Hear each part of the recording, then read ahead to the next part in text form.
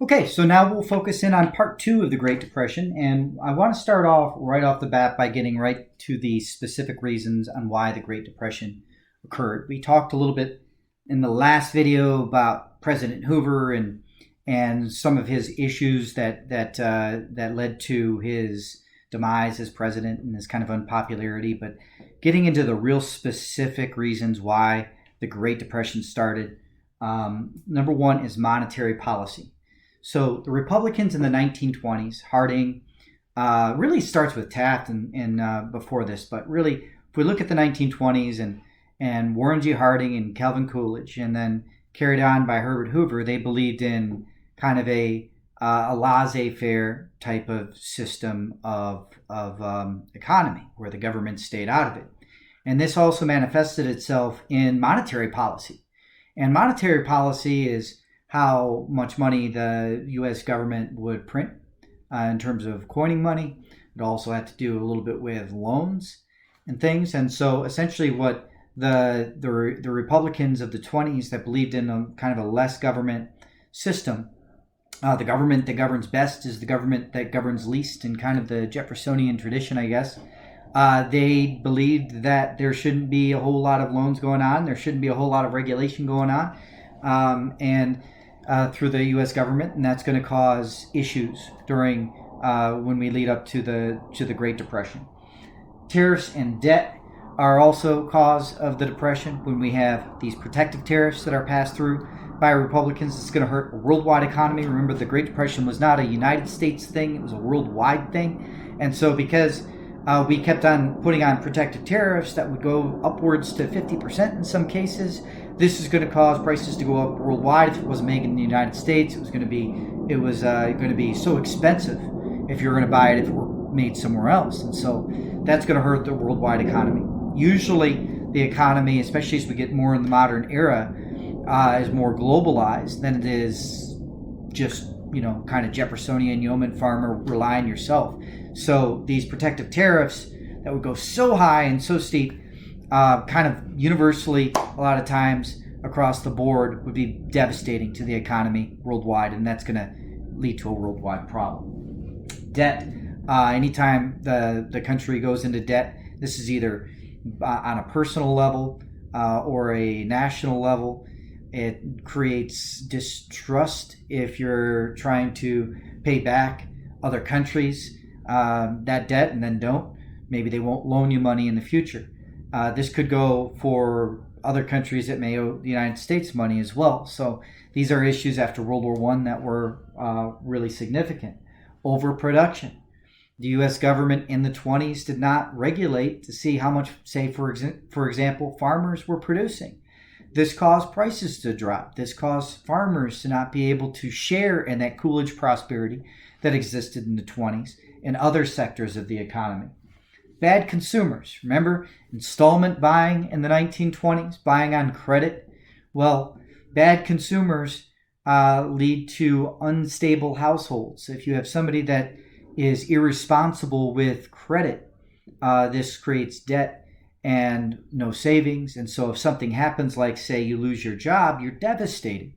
So you want to make sure that we have responsible, smart consumers. In the 1920s, there wasn't a whole lot of that. And so then when people lost their jobs, they were absolutely devastated. They lost everything. And then if they weren't able to repay that credit back, that hurt the businesses also. Stock market is, during the 1920s, it's like the Wild West. There's just no regulation of it. We have all sorts of different issues with people propping up stocks artificially and then getting a whole group together and selling off all at once. Today, that is considered illegal. It's called insider trading, but back then, people did it a lot.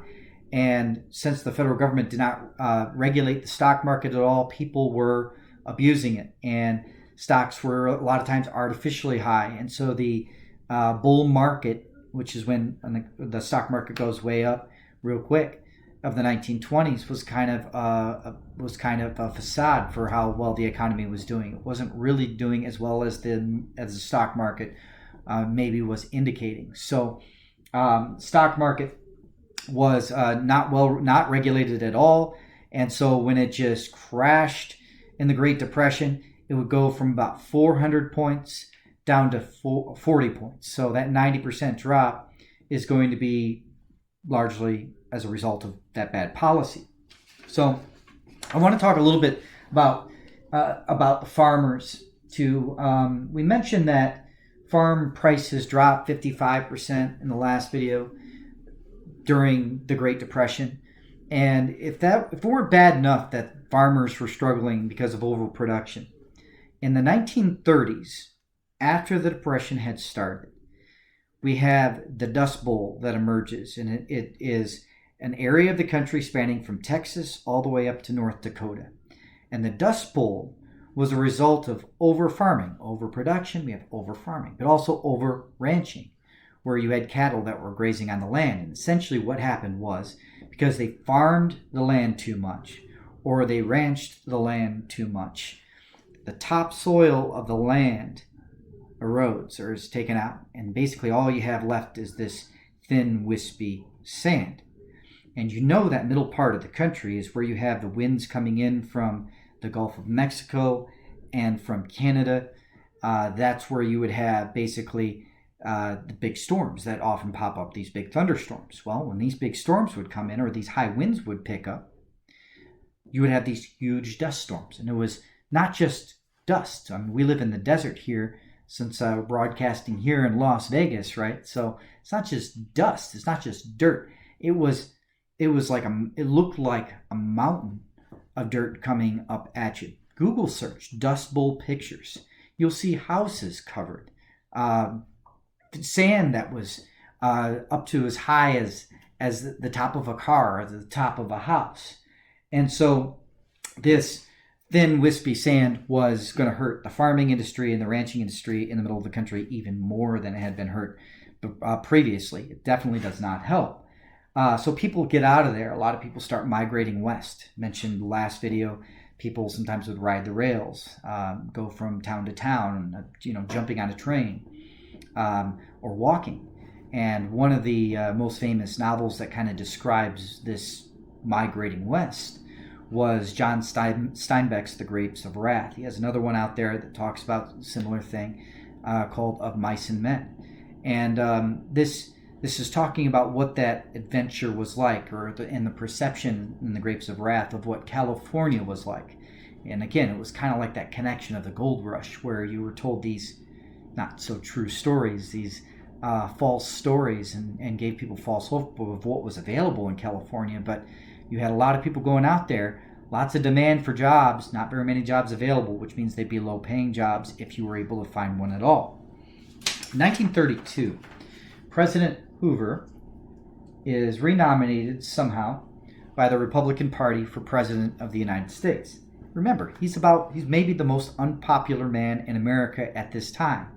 And so the guy running against him in 1932 is President Franklin Roosevelt, cousin of former President Teddy Roosevelt. And Franklin Roosevelt, when he runs against Hoover, promises a new deal for the American people. Quite frankly, the Democrats could have put up just about anybody in 1932 and could have beaten Herbert Hoover.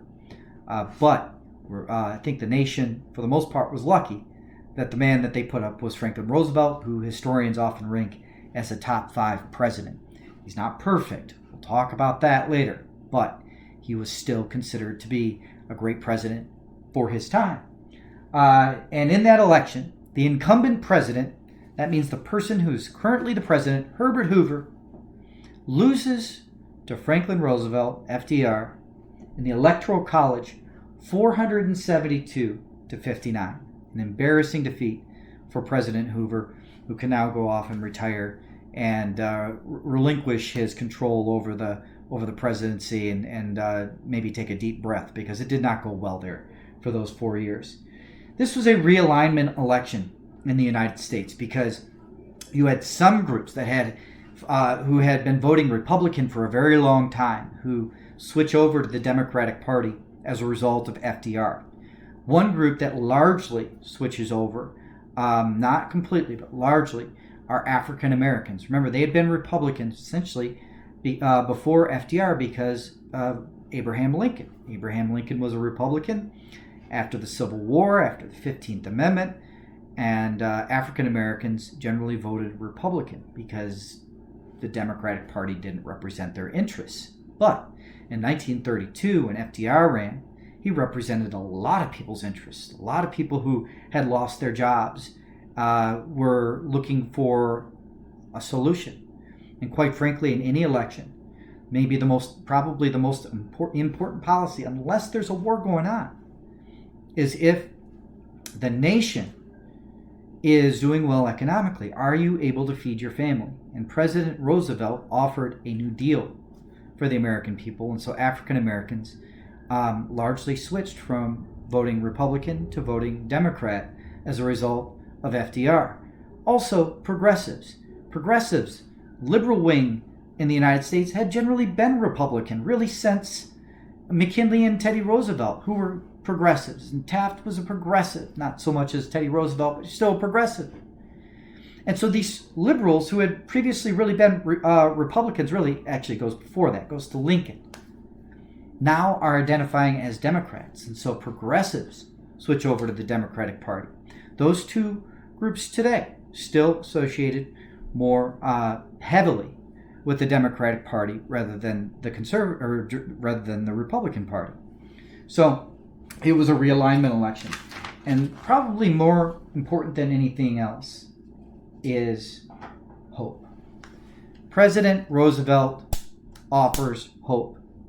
He largely did so through his fireside chats.